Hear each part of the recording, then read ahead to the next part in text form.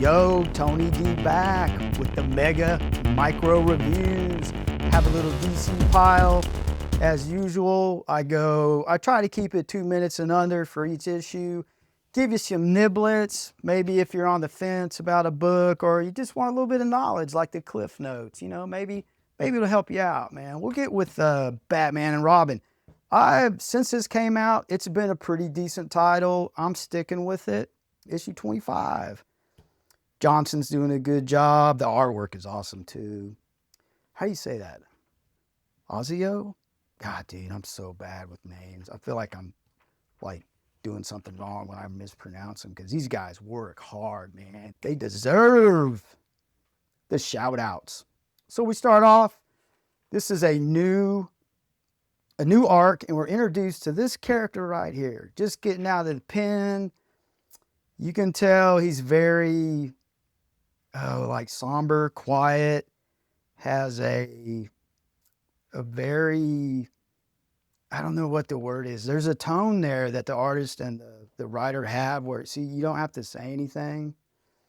And yeah, of course, the Quiet Man part 1, but I got a sense of just, there's something there. I just don't know what to call it. But we get to our guy, Batman. He's duking it out with the Penguin. No, this is a Tiger Shark. Tiger Shark and Penguin they're beefing. That's kind of normal stuff. Man, great shot, artwork. So you're just getting, it's Batman stuff just to kind of maybe fill some space. Just setting up. I mean, it's a good setup. Most first issues, I mean, it's standard. It's pretty good, man. He's relying on Robin. Their relationship has evolved from the previous issues, and it's really like a period, like a statement in this one that okay, this is where we're at. We're good. They give Tiger Shark the beatdown. Great artwork. This is where they have that moment of, hey, this is where we're at. We're good. We're in a good place. And Batman is trying to develop that relationship with his son. And he does make a mention here that he's beating Roz, and it's, he's getting more, out of this relationship with his son than just having a weapon. So they go to the theater. And the Penguin actually was doing a little manipulation. I don't know how deep that goes into. We'll see more of this. Do like the Batman Returns old school Penguin vibe. Man, just a side note, I just finished the series, The Penguin, and the ending to that was so disturbing. I had to sit there and think. But back to the review. So we're getting more of father-son development, and then you get a good taste of this new character. And you can tell he's a rough cat. He's going to see the Penguin, and these guys give him a hard time, and he gives them the what for. So this guy, highly capable, very skilled. So they're giving you a good taste of the capabilities of this person. And it's going to be interesting to see how this evolves. So even he puts the coins on the eyes. That was interesting. And he's also talking it's like he's quoting something. I might Google that, see what stick it in an AI engine, see what it comes up with. I'm curious now. So that's a cool thing about this. You're left with, check stuff out. I like it when the detective comic turns you into the detective. So if you're a steady Batman fan, I highly recommend Batman and Robin for Batman fans, even Robin if you're into that. Because they're really getting in the depth with the relationship. And I think that's important part of the character development with both of them. And if you just like action, Batman's always a good choice. And there's a lot of, it's action plus relationship. And usually that means drama. Bam! I'm so glad I got this. Had it on my want list. Finally came up. Got the copy. Highly recommend Batman Offworld. If you're a Batman fan, I would say this is a must read. This takes, just to give you some background, this is the last issue, but Batman, he encounters an alien in Gotham when this first kicks off. And so as hardcore, this shows you how hardcore Batman is, that he goes to where this alien is from with his tech and learns how to fight aliens, like where their pressure points are at, things of that nature, so he can be the ultimate protector of Gotham. And this is just, man, it is just cool as heck. So we're in issue 6, finishing it out. He's ran into these two aliens, their brother and sister, and one has the power to drive you mad by whispering into your ear, and the other one is super strong. And this is just a fantastic illustration, narrative and artistic, of the will of Batman, how strong it is. This whole series made Batman such a badass. And he develops a relationship with this alien lady, which is actually important towards the end there. So it's really a setup to get him into where he can take care of these two twins. They're actually overlords over a planet, and they suck. They deserve it. So this issue is just really the culmination. Great exclamation point to this whole story. And I'll tell you why it's great is because this whole interaction with Batman, like the narrative sets it up where it's just telling you, like, this is taking way too long. And then other people that are around have succumbed to the power of this character, but he cannot break Batman. It is just an awesome display of Batman's willpower. And then he starts whispering back to this guy. I mean, it's awesome. I'm telling you, it is just, sometimes Batman is just cool. You know what I mean? Like, it is just cool badassery. And you're really tying up the loose ends with the super strong one. But the highlight of this story is the interaction with the one that whispers, that can drive you mad. And there he is. Man, it's just so cool. So, you know, they clean house. Yeah, and what a great kind of a call out to the whole I'm Batman thing. Like, that was the last thing he whispered to the dude, I'm Batman, and it just broke him. That is so cool, man. Like, you need to, if you're just not sure, you need to get this. Old school Batman fans, new school, I would put this as a must read. It is highly entertaining. So yeah, they take down the bad guys and even put them in he can't stop muttering, that activates his power, and she's super strong, so she's getting it. It's like a torture. Pretty fitting too, man. These people are like overlords. They sucked. So there's they had a pretty deep relationship with this alien lady, and what's really cool about that, this sets up for further plots down the line or stories. Like, you're really getting introduced to another Batman. And it's even cool when he comes back to Earth. This is the alien that gave him the beatdown, and he like stalks him. He even mentions he doesn't take a shower when he gets back because he wants the alien to smell him. That's really, it's there. Yeah, and this is like the Batbot. Really cool. If you're into key issues too, these are good key issues with introducing like the Batbot, the alien lady, and even Batman, the narrative right there. It's so awesome, man. Get it and read it, dude. You'll enjoy it. She turns into a bat. She's part of the Bat family. So I would say Batman fans all around, get some of that. If you're into action books, total action. And if you're a key collector, there's some little keys there, man. Like, not all keys have to be big. It's cool. I like having these little keys. Sometimes I'll look for them. But bam, mega micro review, Superman, the Kryptonite Spectrum. And I'm fizzling out on this, people. Artwork is unique and good. So Superman is testing. There is an introduction of new kryptonite, and he is testing them on himself with the aid of Batman. And Of course, there's weird things that happen, but this second test, it makes him grow. And they do a good job of describing the growth. The robots are a high point in this, especially with when they speak. They have, yeah, like right there. It's pretty cool. If you're, I would say, man, I'll say that for the end. But so he's growing out of control and they need to do something about it because, yeah, that's a pretty cool photo picture. So Batman does figure out a way to reverse the effects. It's good science stuff where there's, call them cave fragments. And there's like Batman found like an inverse to the main one that's making him grow. So that's the plan, to shrink him down.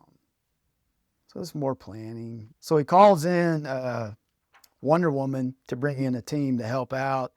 And Superman just moseys on downtown to let everyone know so they don't freak out. And our guy Lex Luthor here, they do a good job of making him evil in this. He releases Chemo. I haven't seen this character in a while. Kind of a cool character. He's full of chemicals and he's just giant. It's like, I don't know, just a giant chemical monster. What's not to like, you know what I mean? And so Lex Luthor lets him go. I mean, he's trying to kick mud in Superman's face. It's kind of the same old story, right? The true star of the show is the new kryptonite and what it does. I think that's what people are really after when they get this. That's why it's kind of fizzling for me, because the effects, it doesn't really create a whole lot of, I don't know, depth maybe. But you know what? If you are, I would say, an old school Superman fan, you'll enjoy this. So yeah, Lex Luthor, now they're starting to mix and match. He hits him with the red kryptonite, which makes him angry. And it does. So now he has a mixture of two different kryptonites. So I guess you can get into more effects by mixing. But I mean, it's just more of the same type of, I don't know. It's hard to describe. I'm finding myself wanting to like this. And whenever I start doing that, it's just not resonating with me. But I could see this resonating with old school Superman fans, because it has that likability of an innocent story. So Chemo making his way to the town. So Chemo gets there, and Batman, it's pretty quick work with everything that's going on. And this is really odd. Like he drinks him, which saves everyone around. That's what he does to save everybody. But it can affect Superman as well. So now, I mean, we're getting layering kryptonite effects, and now we got this chemical. And what it does is it turns him into pretty much Superboy. And then you got, Shazam coming around. So I think if you're an old school Superman fan, you'll like the innocent storytelling. Like I said, there's likability there. But for me, I think I'm just more on, dude, I like the dark stuff. Krypto's in it. He makes an appearance. I think Krypto is totally likable now with the, probably always likable. He's always likable. With the movie, if you're a Krypto fan, I would get that too. It's a different read, If you want to, I will say this, if you want to just experiment with a different book, this would be a cool one. You know what I mean? Adventures of Superman, Book of L. I'll make a confession. I bought this just because it was like a #1. Totally did it. Just wanted to see what it was about. So it's really, if you read, I can't remember it was like a war world. It's an Elseworld story. And for the review aspect, you're getting like a callback to that in these panels. The artwork holds up. It's good. And I think you need to know, like, for me, I'll say this, like, if I knew more about that part of the story, this probably would have hit me a little bit differently. So I think you need to have some background on that to get what's going on, because he has a family, he has children. So I was, what's going on? Is it, oh, it's an Elseworld. So, you're getting the introductions, the typical introductions, and his father is alive in this world. Oh, and then you get, this is kind of cool, like an attack from Warworld. This is where I started piecing things together. So as far as the review goes, there's something going on with this alien race. They typically wouldn't do this. And Superman puzzles that together. So you're getting the setup here, of course. And see, like, I don't know who that is really. So that's why I think you have to have some knowledge of the original Elseworld story, because I was just like, I don't. That's okay. You know what I mean? I'm glad I have it in my collection. There's some mystery here. This character, I don't know. He's talking about remaking the world. So I think the plan is to make Earth the new war world, which I could see that getting pretty dramatic. And you get into this looks like some Green Lantern stuff from that Elseworld. I don't know. Like, I just don't know enough to do it justice for a review. So, I mean, that I can tell you, like, yeah, have some knowledge of that Elseworld. I won't follow this, not because it's bad. It's just, I don't know enough about that previous arc.